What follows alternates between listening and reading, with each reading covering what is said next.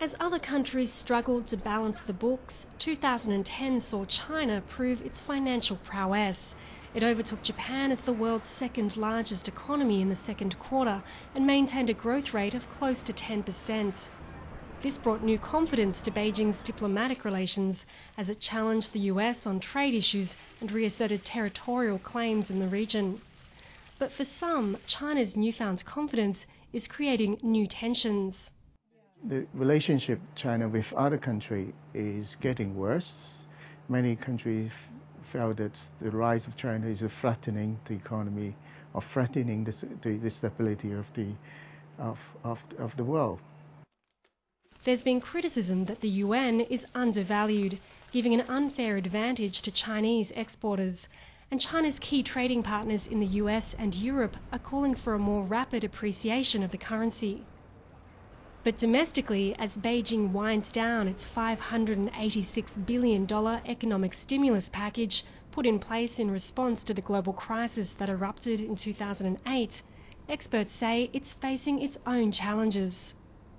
Inflation has picked up quite strongly over the last few months, and I think that reflects the fact that Beijing haven't tightened policy quickly enough.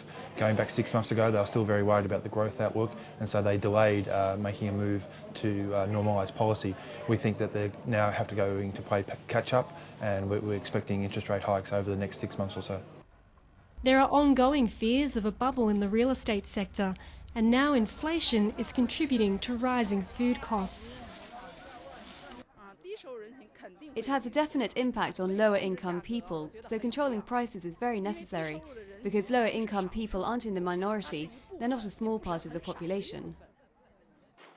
Ever wary of the potential for unrest, the government has introduced a range of measures in order to try to keep prices down and, importantly, allay public concern. If the people think that the inflation is going to be very severe in the next year, everybody will be demand higher wages, higher prices, then the things will spiral out of control. So China government trying to do whatever it can to tell the people that the inflation next year is not going to be severe. And with a new tighter monetary policy being put in place, 2011 will see whether China can maintain its new reputation as a global economic leader.